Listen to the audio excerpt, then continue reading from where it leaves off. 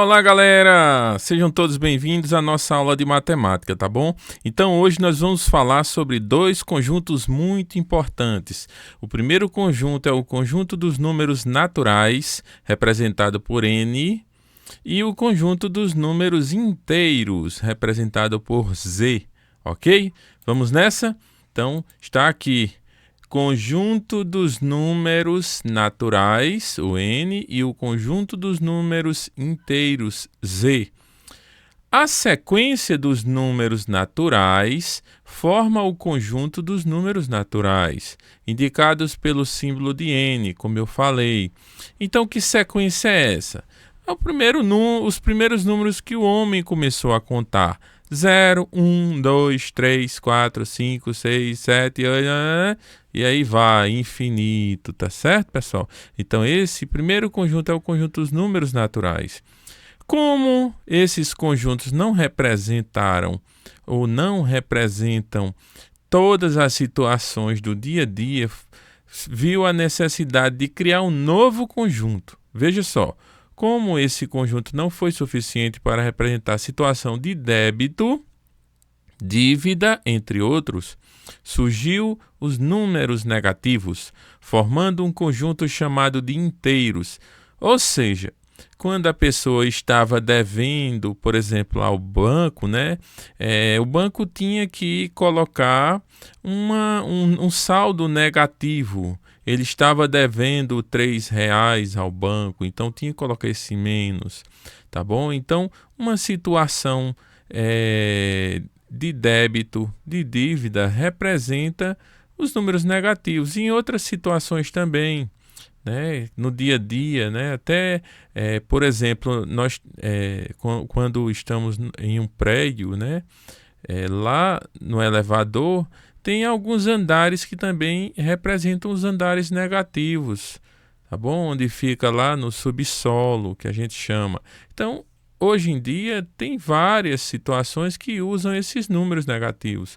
Aqui está o zero no meio, separando os números positivos, que é do conjunto dos naturais, e os números negativos. Cuidado aqui ao representar os números negativos. Você começa menos 1, menos 2, menos 3 e vai até infinito negativamente. Do mesmo jeito que os positivos ou os números naturais, tá certo? Todo número natural também é um número inteiro. Claro que eu já mostrei aqui, ó. Todo número natural que começa do zero e vai para infinito, ele é um número que está dentro de z, que é um número inteiro. Então aqui nós temos um símbolo aqui embaixo, ó. N, que é natural, está contido em z. Daqui a pouco a gente fala sobre os símbolos dos conjuntos, tá certo? E essa setinha mostra que os naturais, que esse menor conjunto, ele está dentro do maior conjunto aqui, que está sendo quem? O z. Logo, ele é subconjunto de z. Continuando, pessoal, nós precisamos entender os símbolos da teoria dos conjuntos. Os símbolos aqui só tem alguns, tem vários, tá bom? Mas aqui eu coloquei alguns para a gente entender como é que a gente utiliza a linguagem de conjunto. Que a linguagem de conjunto não é a mesma linguagem que é usada diretamente, tá bom? Na matemática. Aqui, por exemplo, esse primeiro símbolo significa pertence. Pertence. Quando eu digo que, por exemplo, aqui o 4.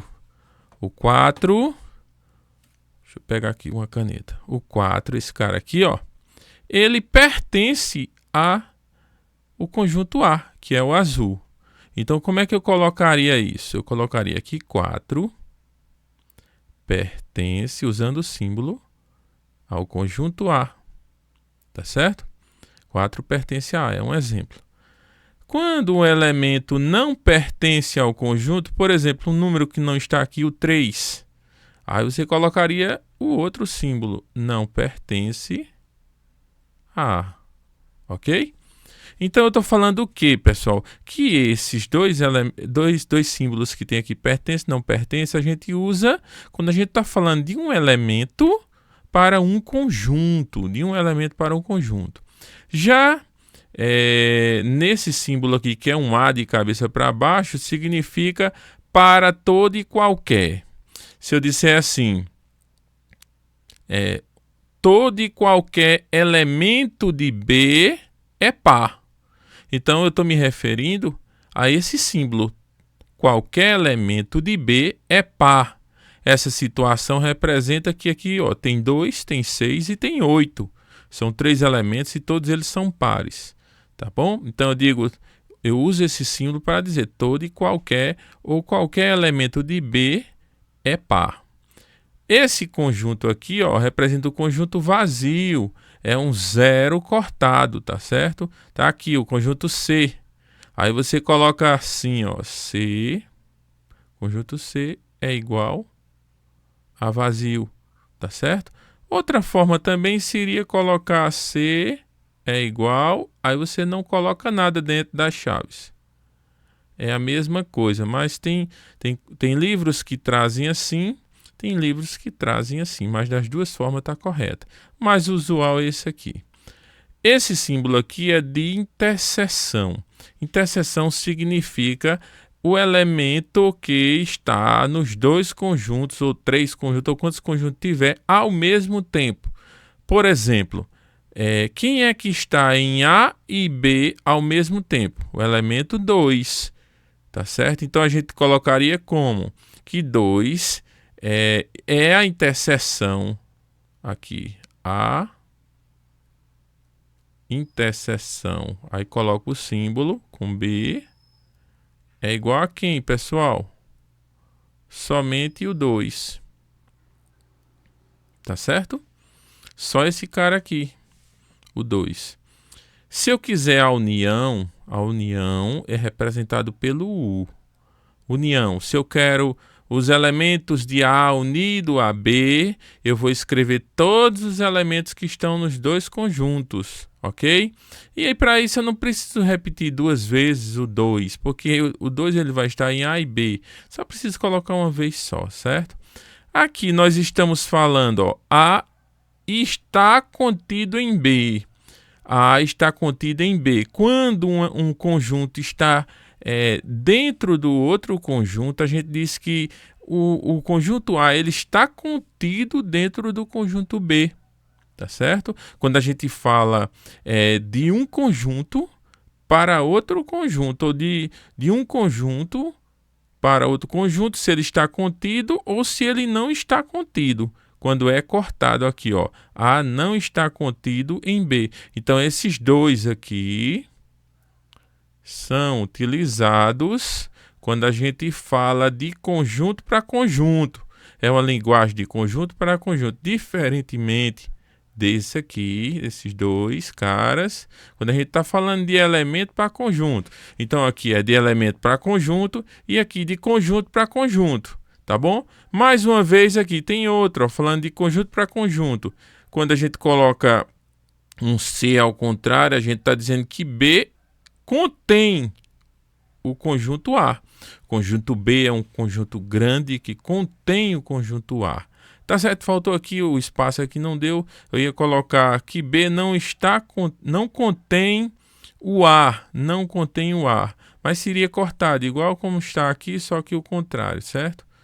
Aí a gente agora vai ver esse exercício aqui, para encerrar, para não ficar um vídeo muito extenso. Diz assim: classifique os números em natural N ou inteiro Z. Vocês estão vendo que tem aqui uns parênteses aqui para você colocar o N ou Z. Então você vai pegar esse número, analisar se ele está nos naturais ou está no conjunto Z e colocá-los aqui, beleza? No 2, coloque verdadeiro V ou falso F de acordo com os números e seus conjuntos. Então é só você colocar V ou F aqui.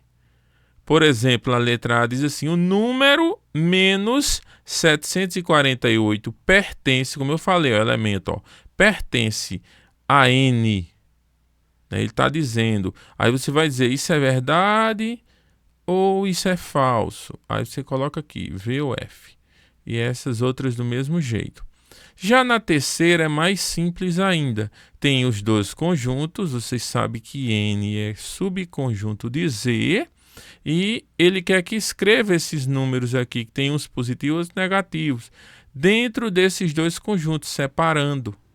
Ok? Muito fácil esse exercício, viu, pessoal? Então, é isso. A aula de hoje é a teoria, um pouco da teoria dos conjuntos, que a gente vai tentar fazer esses exercícios aqui para vocês concluírem, né?